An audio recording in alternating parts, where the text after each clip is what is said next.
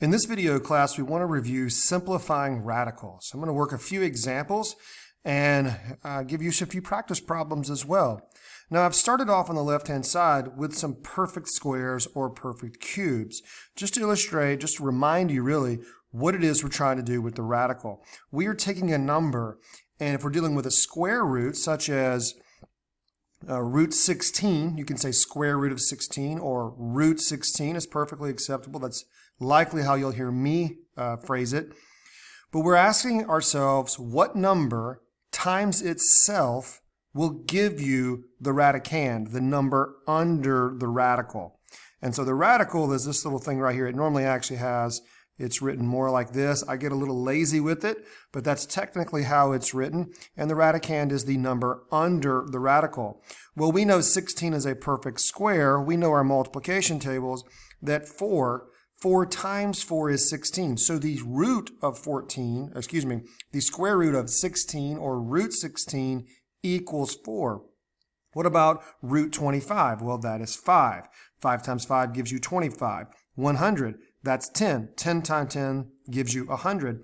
Now this one here is a cubed root. And so we're asking ourselves, what times itself 3 times gives you the radicand? In this case, that is 2, because 2 times 2 times 2 gives you 8. Those are just a quick few examples. You know, in class, I have encouraged you to memorize your perfect squares up to at least 225. It really does help your algebra skills. It really helps math from this point forward, being able to speed things up and being able to understand new concepts. But what happens when we have the square root of a number that is not a perfect square? In this case, I've given you root 24. Now, hopefully you remember prime factorization, where you would break a number down into its primes, and we can use that skill here. And so a lot of times you'll see me do this. I'll just do basically a caret top, and I'm asking myself, what are some factors of 24, and are any of them perfect squares? Okay, well, I know that I know 4 is a factor, so root 4 times root 6. Okay, now what happens when I multiply radicals? I multiply the numbers under the radical, or the radicands, so 4 times 6 would give me 24. So I've not changed the problem. I've not solved anything, but I have broken root 24 down into a couple of different numbers, a couple of different radicands in this case. And I know that root 4 is a perfect square. So this would actually go to 2.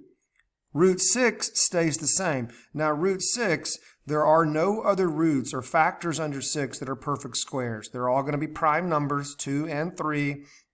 And so there's nothing else I can do to it. So then I can multiply these together, and that's 2. Now you can't multiply 2 times 6 because 2 is not under a radical. It is outside. It is an integer. So it has to stay on the outside. So how would I reduce root 24? I can say that that is 2 root 6. Now, just for kicks, and I'm not asking you to do this on any problems necessarily, but if I go to a calculator and I type in root 24, and I'm going to see that that is approximately 4.899. Well, what happens if I go to that calculator and type in 2 root 6?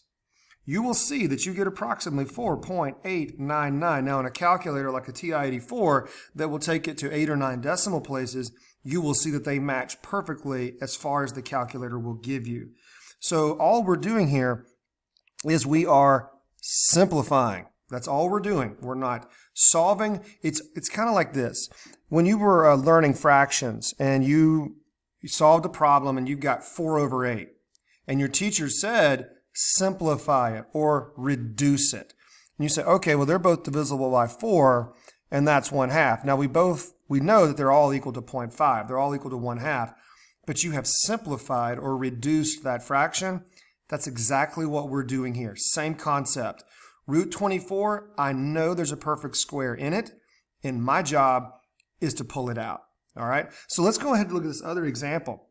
And this one provides a good example of there's a couple of different ways that you can approach it, because you might see a smaller perfect square to begin with or a larger one. It's cool to find the greatest common factor, if you will, the greatest perfect square, similar concept here. But maybe you don't. Maybe you immediately see, okay, well, that's going to be root 9 times root 8 because I know that 8 times 9 is 72. And I know that that's a perfect square. So now I've got root 9 down to 3. But when I look at 8, you need to see that there's a 4 embedded in there. And so this would be root 4 times root 2. And so that's a perfect square. Root 4 is 2. And so watch as I keep bringing things down. Root 2, that's as far as I can go. So this is going to be 3 times 2, which is 6. 6 root 2 is your final answer there. 6 root 2. Let's check it. What if I go to my calculator and type root 72, and then I type in 6 root 2, and guess what? I get the exact same answer. So root 72 and 6 root 2 are the exact same expression, but 6 root 2 is simplified. All right, let's look at just a few quick examples. I encourage you to pause the video and give these a shot on your own. All right, root 96. Now, there's a couple of ways you could do this. I think the easiest way is that I hope you see, 16. That will go into 96. And so it's root 16 times root 6. That's going to give you 96. Root 16 is 4, so 4 root 6. Now another option is just to start dividing this thing by 2. And it takes longer. 96 divided by 2, going to give you 48. And maybe then you start seeing, there's a 16 in there. And you can begin to start reducing it down. All right, the smaller numbers are certainly easier. This is going to be root 9 times root 2. And so that's a perfect square. So 3 root 2. Root 18 is 3 root 2. And let's look at one last one. Again, knowing your multiplication facts, very, very important. I know you've been told that a million times. Let me tell you one more time. This is going to be root 9 times root 5, because I know 9 times 5 equals 45. That's a perfect square. 5 is prime, so 3 root 5 is my final answer there. So root 45 reduces to 3 root 5. The key to a lot of this is knowing your multiplication facts. You may have to scribble some work off to the side, like say 96 divided by 16. How would I know to even begin to look for that? 6 and 6.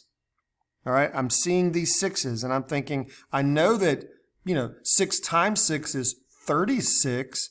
And so you're just looking for those patterns. And I'm just using that as an example to get you thinking along the right path. Math is all about patterns. And so the more you can learn the patterns of numbers, the better off you'll be. Hopefully this is a good review. And send me any questions you have. Thanks.